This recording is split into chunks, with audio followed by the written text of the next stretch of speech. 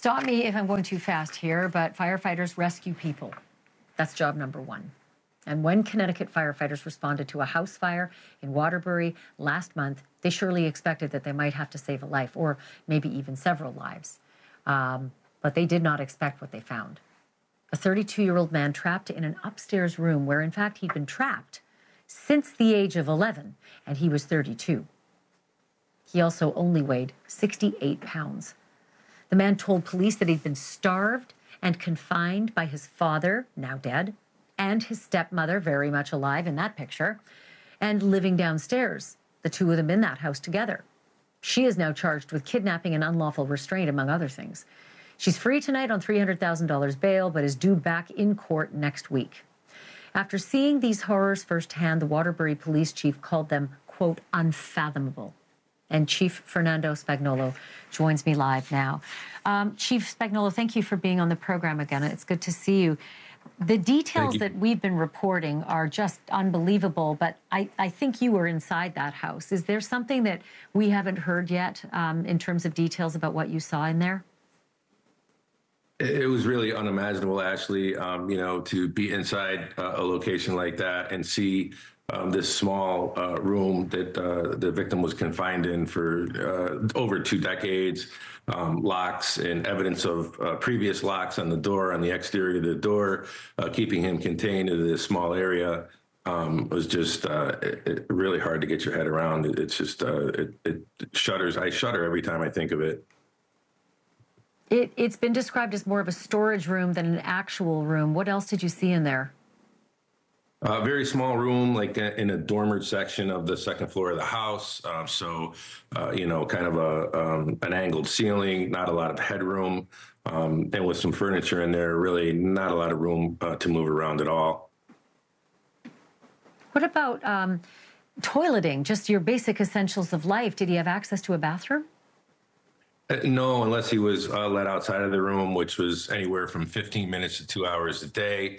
Normally every day he got out of the room, mostly to do household chores and sometimes to use the restroom. Sometimes he had to come up with solutions to relieve himself in the room, using straws that were kind of snaked out a window frame.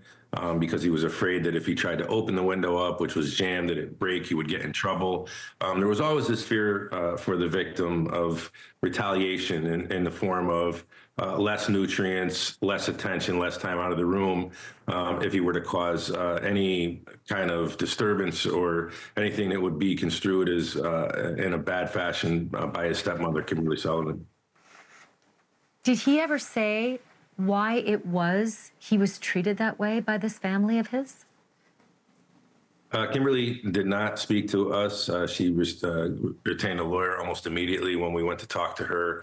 We continue this investigation. We're talking to many people that have had contact with the victim at various times in his life. Much of that contact was prior to 2005 when he was still in school.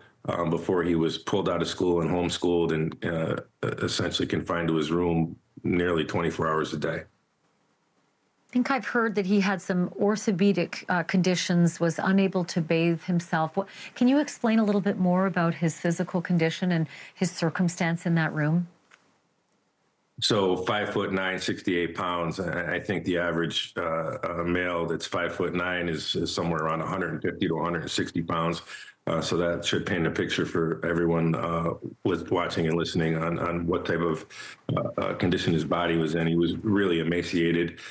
He had some orthopedic issues due to the fact that he was confined to such tight quarters, wasn't able to move around, didn't get a lot of exercise, didn't get a lot of steps in, and the nutrients that he received were very subpar. I mean, he was lucky to receive 2 sandwiches a day with a piece or 2 of deli meat on it.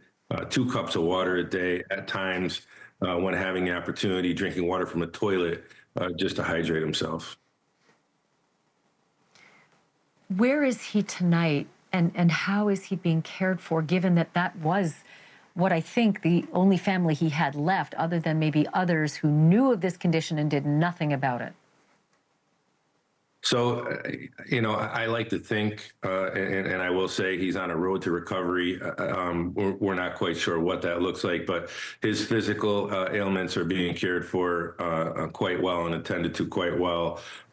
He's going to have a long road to travel as far as coping with what has happened to him over the last couple of decades and really where he goes from here. And that's something else. I mean, he's had no upbringing. He was pulled out of school in, I think, 4th grade or somewhere thereabouts.